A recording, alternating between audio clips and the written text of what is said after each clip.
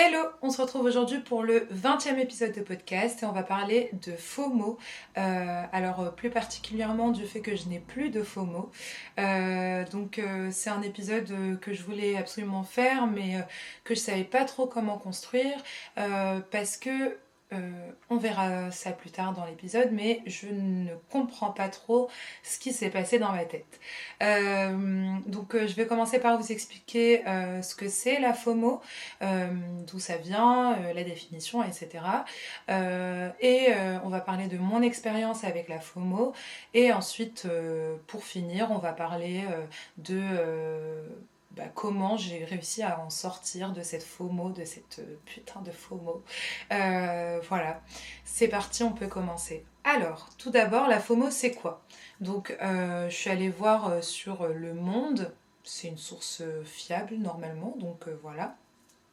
Selon Le Monde, la FOMO, c'est l'acronyme de Fear of Missing Out. Le mot traduit l'anxiété qui pousse de nombreuses personnes à rester connectées en permanence pour ne pas risquer de manquer un événement.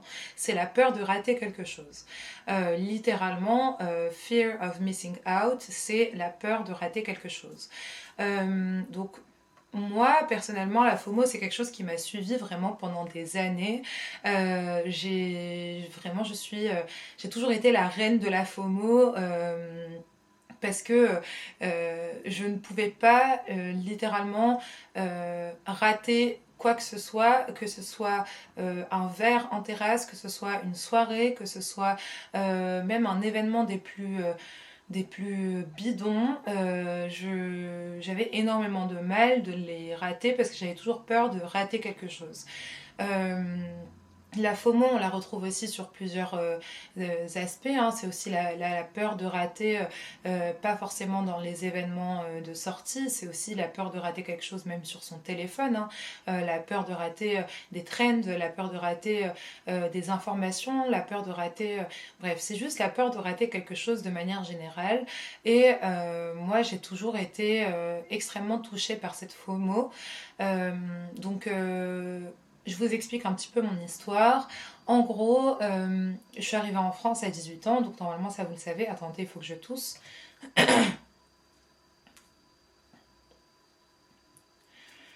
Et à ce moment-là, j'arrive en France, c'est l'indépendance, je me retrouve à pouvoir faire enfin ce que je veux. Du coup, je commence à découvrir les soirées, je commence à aller en soirée et tout. Ça a commencé vraiment dès le début, dès ma première année d'université. J'avais une amie avec qui on allait vraiment faire les 400 coups tout le temps. Et tous les soirs, on sortait, alors je sais pas comment j'ai eu mon année, mais tous les soirs, on sortait, et ce pendant vraiment le bon début de l'année. Et j'avais extrêmement peur de rater quelque chose, du coup, je sortais vraiment tout le temps.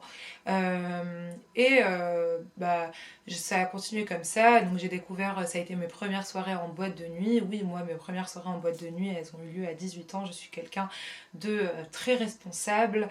Ouais, et j'ai juste eu des parents extrêmement stricts et du coup c'était compliqué pour moi de sortir avant. J'ai découvert les boîtes de nuit, j'étais genre waouh, c'est trop bien et tout machin. Du coup, je faisais que y aller tout le temps. Et ensuite, hop, on avance un peu dans le temps. Je découvre les soirées techno et là, ma FOMO est au plus haut point parce que je trouve que les soirées techno, du coup, c'était tellement incroyable, tellement fort, tellement autre chose que du coup, je pouvais pas me lasser de ça et j'allais littéralement tout le temps en soirée techno. Et vraiment, je le vois encore aujourd'hui, j'y allais tellement tout le temps que je connais tout le monde. Et dès que je vais à un endroit un peu où il y a de la techno, on finit par me dire bonjour, me dire machin et tout, parce que je connaissais genre littéralement tout le monde, parce que je me suis fait pote avec tout le monde, parce que je sortais tout le temps. Voilà. Vraiment, ça a été un truc dont j'ai pas mal souffert en vrai, parce que cette impression de toujours Attends, je vérifie. Oui, ça enregistre bien. J'ai eu peur que ça n'enregistrait plus sur mon caméscope. Je suis en train de faire de nouveaux tests. Euh, ouais, j'avais énormément peur de rater quelque chose tout le temps. Et en fait, ça me faisait sentir très mal parce que j'avais pas de but dans ma vie à part de ne pas rater les choses, les événements, les trucs. Et en fait, ça faisait que je m'oubliais complètement, tu vois. Euh, j'étais tellement dans il faut vivre les moments, il faut en rater aucun, il faut profiter au maximum de sa vie, il faut machin, que bah, j'étais complètement dissociée de moi, dissociée de mes envies, de ce que j'avais envie de faire ce soir-là ou ce jour-là, de mon évolution personnelle. Et bah, je vivais en fait pour les soirées, je vivais pour les événements, je vivais pour tout ça. Et je me suis retrouvée dans une boucle infernale. Il y a eu des moments où j'étais vraiment, mon corps n'en pouvait plus, j'étais en incapacité de sortir, j'étais en incapacité, il fallait juste que je m'écoute et que je ne fasse rien chez moi. Et je sortais quand même parce que j'avais trop peur de rater la soirée d'année, l'événement d'année. Et c'est un enfer en fait. Et jusqu'au, bien sûr, encore une fois, je l'ai dit tout à l'heure, mais jusqu'au verre au bar, quoi. Genre, j'avais peur de rater quelque chose pendant un verre au bar. Enfin, genre, bref. Qui lui dit qu'en fait, c'est toujours la même chose et on y vient.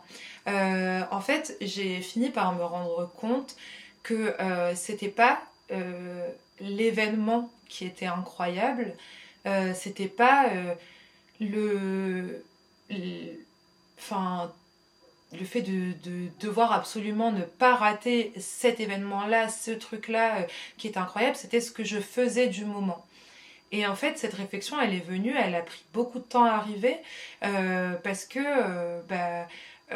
ça a duré vraiment 5 ans en fait de moi qui ne pouvait pas m'empêcher d'aller à tous les événements, qui ne pouvait pas m'empêcher de faire toutes les sorties, qui ne pouvait pas m'empêcher de machin. C'est quand je me suis retrouvée forcée à me concentrer sur ma santé mentale par rapport à plusieurs événements qui sont passés. Bref, je vous passe les détails. Que j'ai commencé à me poser des questions et à me dire ok en fait je vais où là, genre clairement je vais où, qu'est-ce enfin, qu'est-ce que je suis en train de faire de ma vie, tu vois. Et je me rendais compte déjà que je savais pas où j'allais, dans le sens où j'avais pas de but. Je courais après les événements, je courais après les moments, en fait, au lieu de me rendre compte que c'était moi qui les créais, ces moments-là, tu vois. Que c'était moi, mon entourage et tout, qui créait ce genre de moments, et que c'était pas des moments qui allaient se passer sans moi, je sais pas comment expliquer.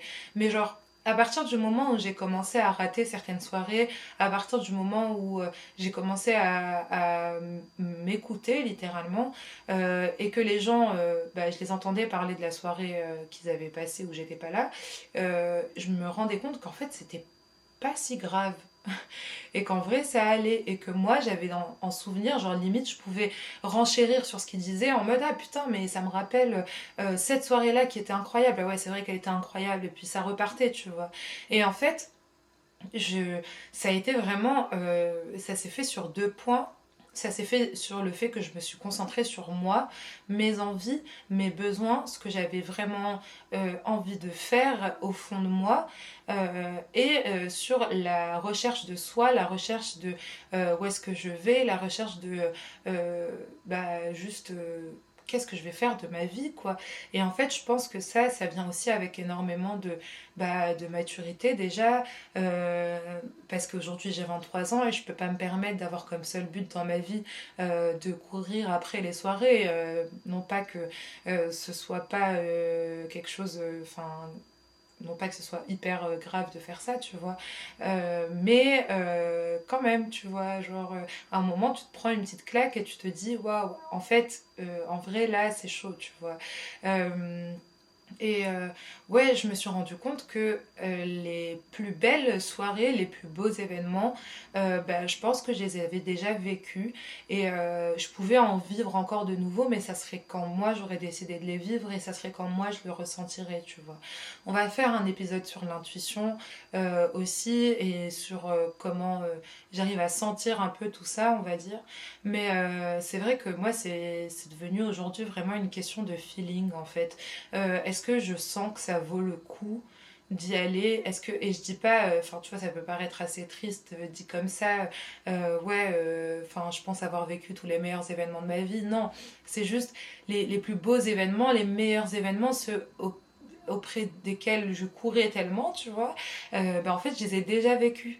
Et là, si je viens revivre un événement de ouf, bah ça sera genre moi qui l'ai décidé de le vivre à ce moment-là parce que je me suis préparée à vivre cet événement-là en particulier, je l'ai choisi et c'est pas juste je courais après chaque événement pour voir lequel allait me retourner le cerveau, lequel allait être complètement incroyable et faire que euh, bah j'ai enfin je pouvais pas les rater quoi, tu vois.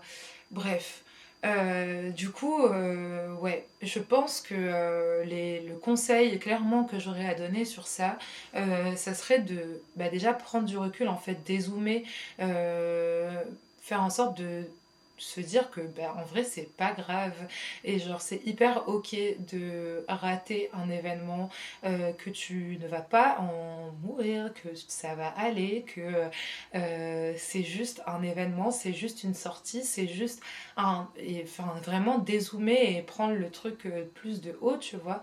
Et aussi c'est vraiment tout un travail de recherche de soi, de compréhension de soi et de se trouver soi en fait. Et lorsque tu commences à te trouver, tu vas pas aller te chercher dans des événements, dans des sorties, dans des choses à côté, tu vois, parce que tu t'es trouvé toi et tu sais que c'est toi qui te complète avec toi-même, tu vois. Et ça, je pense que c'est tout un travail et je l'ai pas encore terminé ce travail-là, tu vois. Mais en tout cas, je sais que aujourd'hui, j'ai plus ce truc parce que j'ai fait ce travail quand même, je l'ai déjà bien commencé, ce travail de moi à moi et de trouver un sens à ma vie avec moi-même, tu vois, et pas essayer de le trouver par des choses extérieures, genre c'est déjà en moi, tu vois ce que je veux dire? Et ouais, voilà, je pense que euh, avoir la FOMO, c'est tout simplement être complètement perdu et chercher une validation extérieure et chercher quelque chose d'extérieur à soi sans comprendre qu'en fait ça vient de toi et c'est en toi déjà, tu vois. Voilà, je pense que c'est tout ce que j'avais à dire sur ce sujet. C'est sûr que c'est pas très long comme épisode, il fait seulement 12 minutes.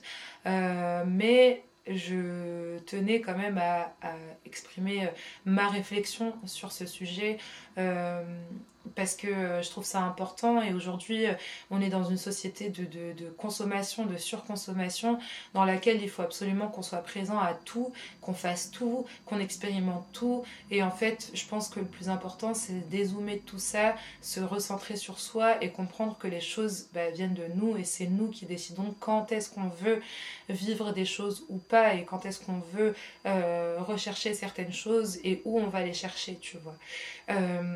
Voilà.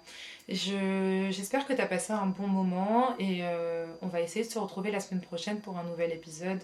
Désolée s'il était assez court et désolée si j'ai été assez absente bah, sur les podcasts parce que bah, juste j'avais pas trop d'inspi. Mais là on revient en force et ça va être top. Voilà. Gros bisous.